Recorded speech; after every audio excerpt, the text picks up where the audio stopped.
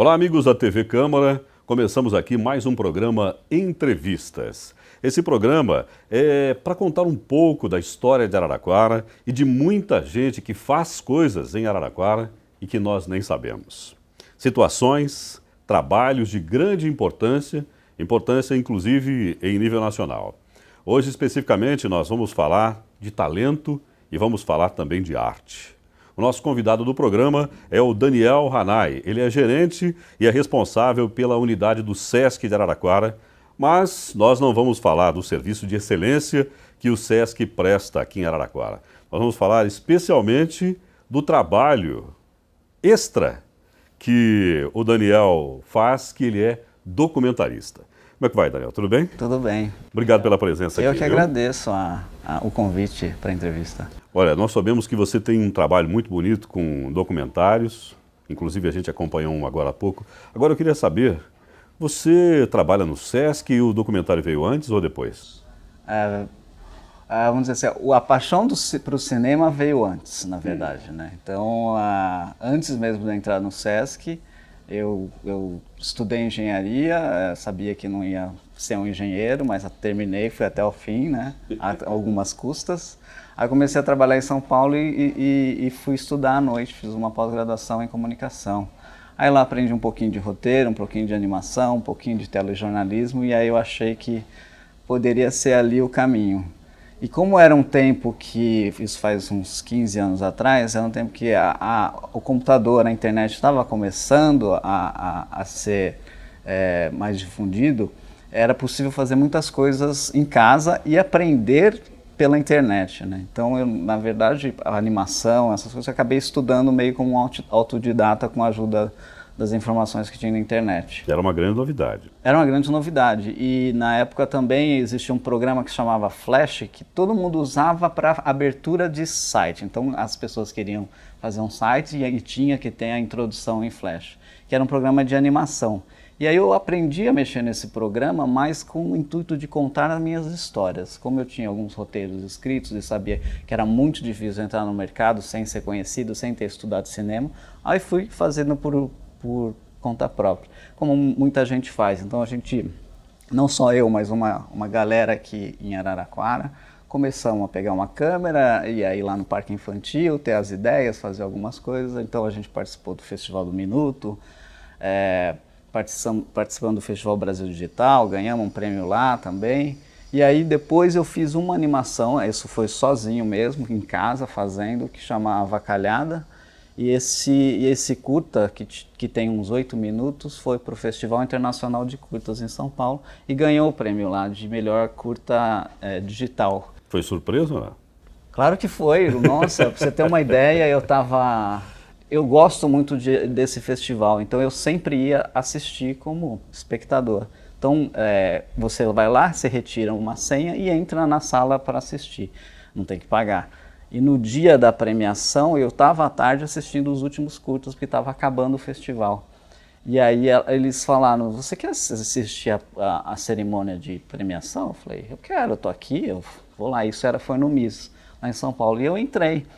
E nesse meio tempo de eu entrar, muita gente do festival, da produção, estava tentando falar comigo, porque eu tinha, entre aspas, que participar da cerimônia, né? Só que eu não tinha celular, né? E ligavam aqui em Araraquara, ligavam minha mãe para o meu irmão e não conseguiam me falar, porque eu estava lá em São Paulo. Exatamente no mesmo lugar onde você precisava estar. Exatamente. E por uma coincidência, então, tremenda, eu entrei na sala e fiquei lá assistindo quem ia ganhar e tal. Isso eu assisti, achei legal, não sei. Numa hora ou outra falou o melhores curtas de internet, aí chamaram um grupo, que era um grupo, acho que da ECA, que tinha feito um negócio experimental, e depois o melhor curta pela crítica e pelo público, que era o meu. E eu, nossa, vou subir lá. E eu fui lá receber o prêmio, nem sei o que eu falei lá na hora, mas enfim, foi super bacana. E por causa desse prêmio, saiu muita matéria no Estadão e na Folha, né? E aí, então, o SESC aqui de Araraquara viu essa reportagem, uma pessoa que trabalha na programação viu, me contatou para dar uma oficina. O SESC daqui? Daqui de Araraquara. Eu não trabalhava aqui no SESC em Araraquara ainda. E aí ela falou, combinou comigo data da oficina, quantos dias, o que poderia fazer na oficina e tal. E aí ela colocou nas informações ali no e-mail a estadia. Eu falei, meu, não tem estadia, eu moro em Araraquara, eu sou de Araraquara. E aí uma coisa chama a outra. Aí eu fui fazendo oficina e tal. E aí ela um dia falou, tá abrindo uma vaca para instrutor de internet, você não quer prestar? E eu prestei, foi assim que eu entrei no Sesc. Então o cinema vem um pouquinho antes. Agora documentário vem depois, porque eu, como entrei no Sesc, comecei a trabalhar aqui, eu não tive mais tanto tempo para fazer minhas produções. Continuei fazendo algumas na medida do possível, mas sempre independentes. Sempre dá um jeitinho, né? Sim, né? A paixão sempre tem que dar um jeito. E acabei fazendo algumas coisas. E o documentário foi também uma super... Eu nunca tinha feito nenhum documentário, e aí apareceu um edital, que é o edital da Petrobras com a ESPN, que chama Memória do Esporte. E aí, então, eu fui fazer esse documentário. Eu tive uma outra experiência com documentário, mas só como produção. Como eu trabalho em produção, para mim é super bacana fazer outras produções. E aí uma amiga minha que estudou aqui na Unesp, hoje ela não mora mais aqui, ela me pediu para fazer a produção do Baile do Carmo. Um documentário que conta sobre o Baile do Carmo e é também de um edital da Petrobras de etnografia. E a gente entrou para participar, tentar classificação ou ser selecionado, e a gente foi. Então ali eu fiz só a produção, então ali eu conheci um pouquinho do documentário, mais do ponto de vista de um produtor. O documentário em si, a produção e a realização, eu só fui fazer mesmo nesse documentário que chama Valsa do Pódio. E como é que surgiu a ideia para acompanhar uma pessoa que tem deficiência visual? Assim, como eu vi esse edital, falava que era para contar histórias de ex-atletas ou atletas olímpicos que ganharam ou não medalhas em todos os Jogos Olímpicos que já aconteceram, os brasileiros. E aí eu tinha uma ideia de um atleta. E aí eu entrei em contato com ele, falei com ele, ele gostou da ideia, mas por fim não deu certo fazer com esse atleta. Ele já tinha meio que combinado com uma outra produtora também, e aí não deu certo de fazer. Aí eu comecei a pesquisar outros possíveis nomes, né? E nessa pesquisa que eu fiz pela internet, eu deparo com a cerimônia de entrega de premiação da prova de 100 metros da Terezinha Guilhermina com o Guilherme Santana, né? Guilherme Santana, ele é o guia da Terezinha Guilhermina, que é cega, que corre 100, 200 e 400 metros, só que é cega, então precisa de um guia. E eu vi essa premiação, e aquela premiação me chamou muita atenção. Eu não posso falar o porquê, porque tem que assistir, porque faz mais sentido assistindo. Mas ali eu vi aquela cena e falei, eu vou contar essa história, e essa história tem que chamar Valsa do Pódio, que é uma situação que eu vejo na cerimônia do pódio, né? Mas era uma tarefa que não era fácil, não, né? Não era Até porque fácil. você tinha que fazer uma produção inteira, até conhecer a pessoa que você não conhecia. Exato, na verdade eu olhei aquilo e falei, aqui tem uma boa história para ser contada. Então a primeira coisa que eu fiz foi tentar falar com a Terezinha e o Guilherme Santana, e eu fiz isso pelo Facebook. E incrivelmente eles me responderam super rápido, foram super abertos para essa ideia, para esse projeto. Aí então liguei para eles, conversei um pouco mais, fiz uma entrevista por telefone para saber mais detalhes sobre essa história. E aí então depois disso a gente começou a pensar realmente no argumento de como a gente ia contar essa história. Aí eu fui atrás de uma produtora, que é a produtora lá em São Paulo, que topou de cara a ideia. Quando ela viu o texto, ela falou assim, nossa, essa história está pronta, a gente vai ganhar. Eu falei, calma, deve ter muita gente concorrendo, porque esse edital é um edital assim, de uma grana muito boa para fazer um documentário, mas é muito concorrido, porque vale para o Brasil inteiro e tem produtoras enormes querendo fazer esse tipo de documentário. E aí eles, não, a gente vai ganhar, a gente vai ganhar. Eu falei, imagina, calma. E, bom, depois teve então uma defesa oral que eles selecionam, acho que eram 300 inscritos, e aí tinham que selecionar 30 para uma entrevista pessoal, assim, era como chamam defesa oral, que eles chamam de pitching. Aí a gente foi lá, antes da gente entrar na defesa oral, a ESPN já fez uma entrevista com a gente, falando do projeto, e eles falavam assim, não, a gente já quer deixar gravado algumas entrevistas, porque aí a gente não perde tempo, né? Depois que a semana que vem, quando sair o resultado, da gente correr atrás das pessoas que ganharam. Então a gente já vai entrevistar vocês, tá bom? Mas a gente era o único a ser entrevistado. Isso tem coisa nessa história. Aí tem, né?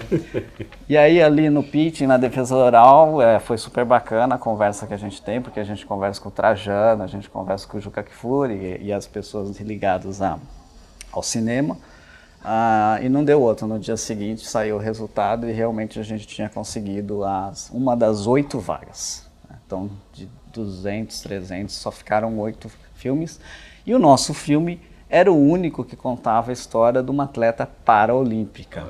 Então aí era a cerejinha do bolo do momento. Né? Ó, só para você ter uma ideia de como é a cereja, acompanha só a abertura aí para você ver que coisa mais linda. E daqui a pouquinho a gente volta.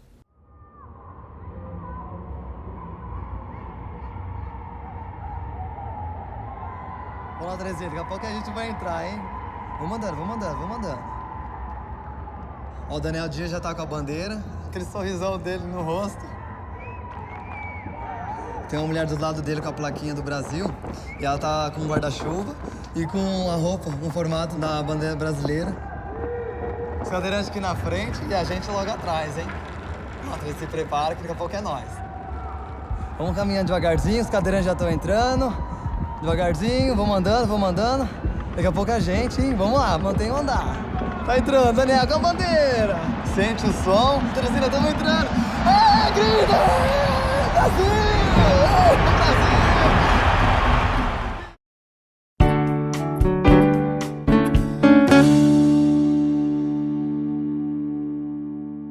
Muito bem, o Entrevistas segue e nós seguimos aqui conversando com o Daniel.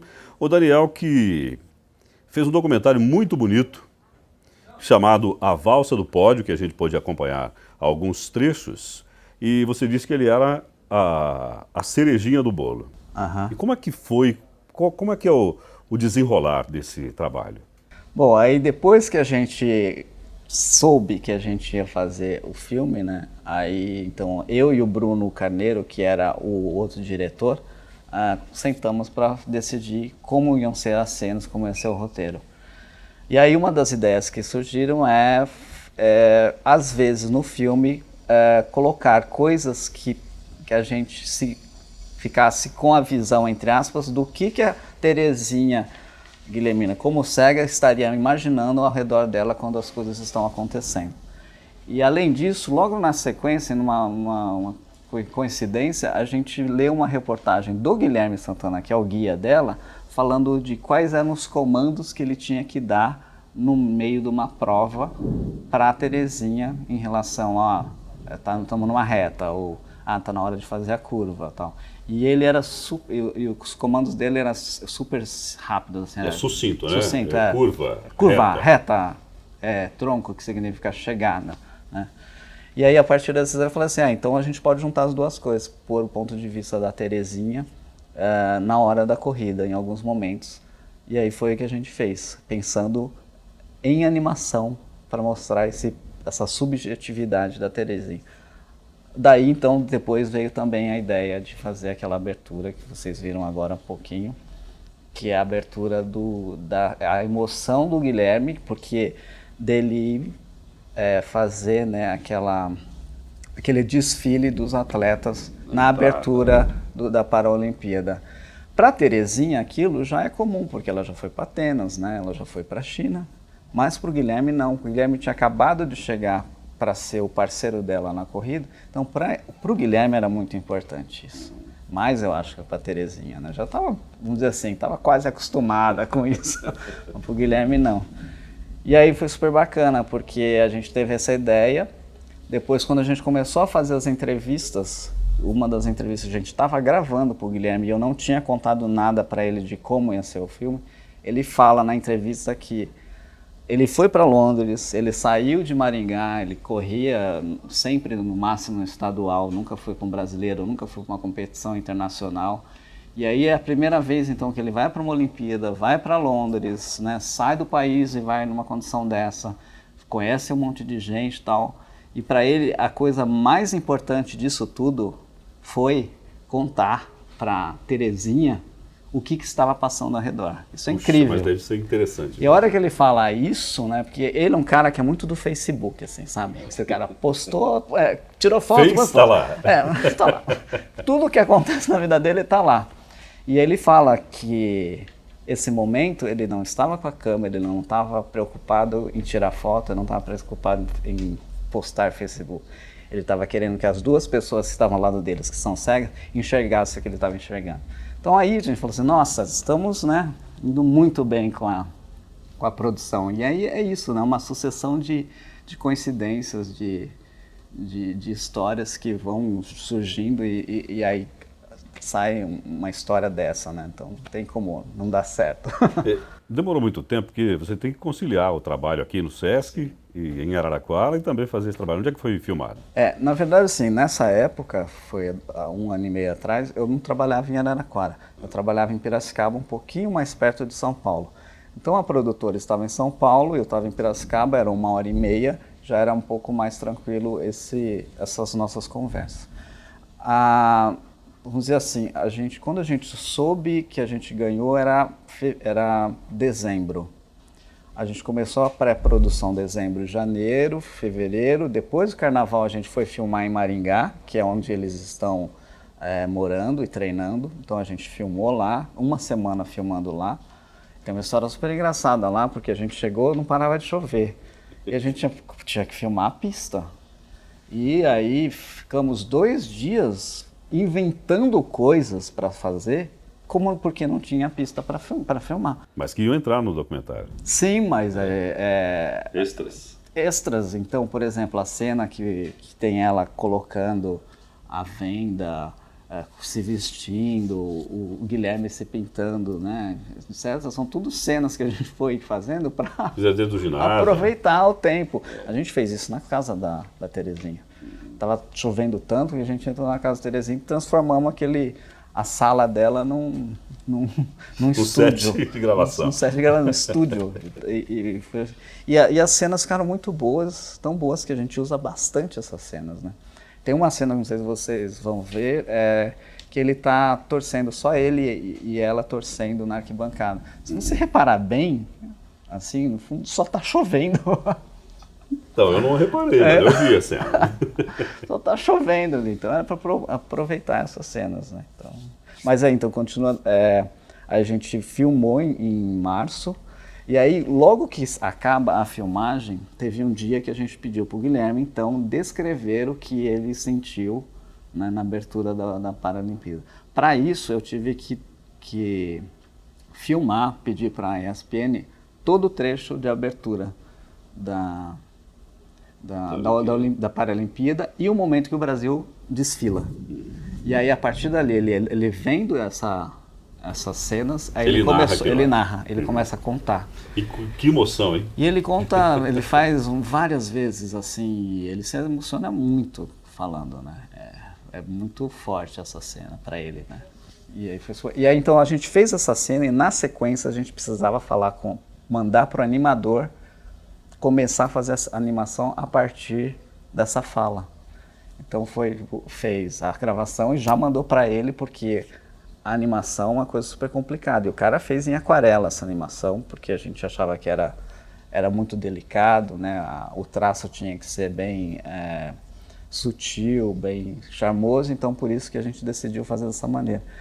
E aí ele tinha que fazer, ele só tinha 2 meses para fazer, porque no final a gente tinha que entregar em junho o material. Então teve de março até junho para fazer toda a pós-produção, a mixagem, a trilha sonora, entrar tudo e a animação que deu certo colocar no final, assim. A animação ficou muito boa, a trilha sonora também. Como é que faz a trilha? Já tinha alguém pré-determinado ou não? Então é engraçado essa história também, é super assim, porque eu queria uma pessoa que eu conheço, um músico que eu conheço, que toca acordeon.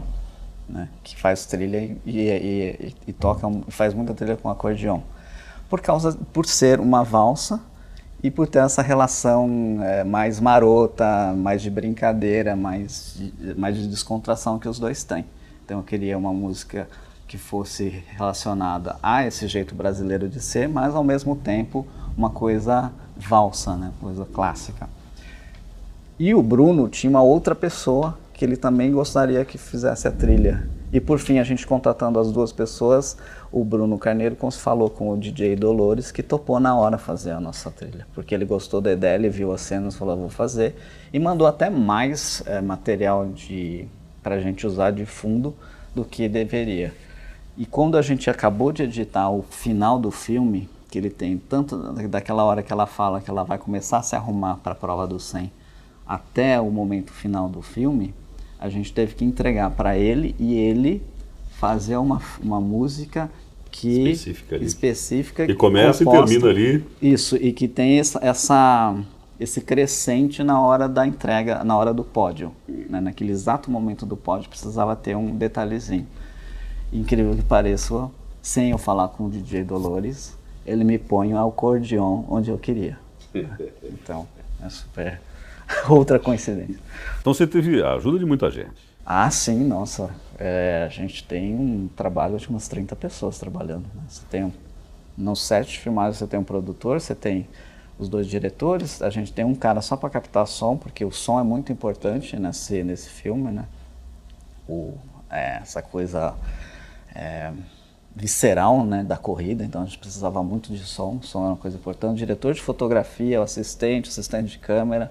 Fora isso, toda a equipe de pós-produção, né, o animador, que não fez sozinho a animação, ele teve que chamar mais 3 pessoas, mixagem, enfim, uma série de pessoas aí. É uma produção grande, para mim é grande, assim, uma produção marcante. E é uma produção de um artista da cidade de Araraquara, de um talento da cidade de Araraquara, que é o Daniel. O Daniel, você nasceu onde? Em Araraquara. Mas que bairro você morava? Santana. Ainda mora? Não, mudei aqui perto do Sesc. Tá vendo, é por causa do trabalho, mas ele é do Santana, é uma pessoa de Araraquara, um talento que leva o nome de Araraquara para fora das nossas fronteiras. Vamos dar uma paradinha rápida, daqui a pouquinho a gente volta com o segmento final. Até já.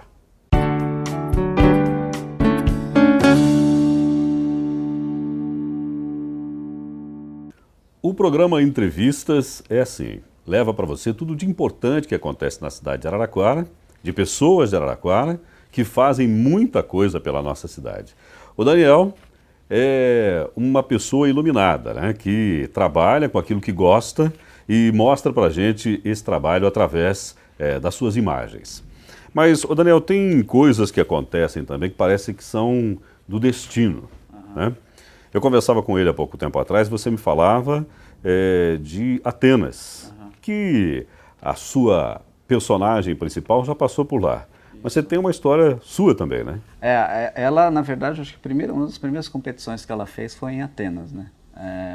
Mas tem uma outra história de Atenas que é super bacana, porque eu gosto muito de mitologia, de estudar deuses, enfim, por que chama, sei lá, Via Láctea, enfim, essas coisas relacionadas à mitologia eu gosto muito, eu sou muito curioso nisso, que é contar histórias, né, afinal de contas. E aí, o ano passado, nas minhas férias, eu tive a oportunidade de ir para Atenas. Então, quando eu estava lá, já tinha visitado a Acrópolis, já tinha feito alguns passeios, eu vejo no Facebook que o Guilherme postou uma... Só para variar. De novo, o Guilherme posta tudo o que acontece. Postou uma imagem na Acrópole dele com a Terezinha. Aí, lógico, na hora, o que você está fazendo aqui? Né? Ou seja, os dois estavam ali. E, enfim, ela tinha feito uma competição em Berlim, já tinha acabado a competição, e então eles esticaram alguns dias em Atenas para passear. E por coincidência, não foi combinado nada disso, eu encontrei com eles lá em Atenas. E aí eu perguntei para eles onde eles já tinham ido, o que eles já tinham feito de passeio, e tinha um lugar que eles não tinham ido, e eu já tinha ido há uns 2 dias atrás, que é o primeiro estádio olímpico da era moderna, que foi feito em 1896. E aí então a gente combinou de ir junto, a gente foi caminhando, e na hora que a gente chegou no lugar, o estádio ele é muito claro, muito alto, assim, ele é mais ovalado do que o estádio atual. E aí foi a minha vez de descrever para a Terezinha o que tinha ali, como era o estádio, como era os monumentos. Então eu lembro muito bem que tinha um monumento que estava escrito todas as Olimpíadas que aconteceram e os nomes das cidades. E aí eu falei para ela pôr a mão, para ela sentir, e eu fui descrevendo como era assim. Então foi como se aquela cena que a gente sabe da abertura voltasse para mim. Então foi a minha vez de contar para a Terezinha o que estava acontecendo ao redor. E é interessante, né? Quando você viu o resultado final deste especificamente, o que você sentiu? Assim, eu acho que é um processo, né? Você vê as coisas dando certo, várias coincidências, várias falas dos personagens dando que encaixam com a sua ideia, com o que você quer contar. Então eu já tinha uma ideia boa do que seria. Mas eu acho que... Aí eu vi, na verdade, a produtora e o Bruno numa tela pequena, final, para a gente poder mandar o material para a ESPN. Quando você vê com mais gente, pessoas que não tem nada a ver com a produção, nada a ver entre aspas, né? Tipo, família, irmão. Mas não tem um olhar técnico, né? Não, exato. Aí mesmo tenha toda essa emoção, essa ligação afetiva, aí você descobre o que é seu filme. Aí sim você fala, ok, agora o que eu queria falar foi isso que eu falei. Então é nesse momento assim que você fala, que legal, saiu como eu queria. E foi mesmo. Foi mesmo, assim, incrível, né? Se eu for pensar, desde quando eu vi a primeira cena lá no computador, pesquisando o que eu ia contar, quem que eu ia falar, até o resultado, poxa vida, saiu até melhor. Olha, assim é bem melhor. Mas o que representa agora esta produção, que é uma produção muito importante, né? Que é nível nacional, para você, do seu lado profissional também? Então, é que assim, esse trabalho é um trabalho lado B, dizer assim, né? Um trabalho extra, é um hobby, mas é meio que um trabalho, enfim, um trabalho que deu certo. Eu gosto muito de fazer e na medida do possível eu vou continuar fazendo. Eu sei que, é claro que é uma assinatura dessa, a ESPN assinando, a Petrobras assinando, enfim, um filme desse tá entre vários outros diretores brasileiros conhecidos, é importante para mim, claro que é, não posso falar que não, eu estou sendo muito modesto, é muito bacana fazer parte dessa equipe. Mas eu não sei o que pode acontecer, para mim não muda nada, porque o meu prazer está em fazer, continuar contando histórias, e eu acho que é só um endosso de que eu devo continuar fazendo na medida do possível, né? Falar em continuar contando histórias, você tem mais algum projeto ou ainda não? Eu estou escrevendo algumas coisas, né? Então, a gente está escrevendo, eu estou tentando escrever um longa-metragem como um exercício de criação mesmo. Vira hora eu mexo em algum curta, tal. Algumas pessoas me convidam para ajudar em alguns trabalhos. E sim, mas tem várias coisas em mente, mas nada ainda em produção. Estamos ainda no papel. E a sua intenção é fazer tudo isso a partir da nossa cidade? Sim, mas o bacana de hoje é o seguinte, né?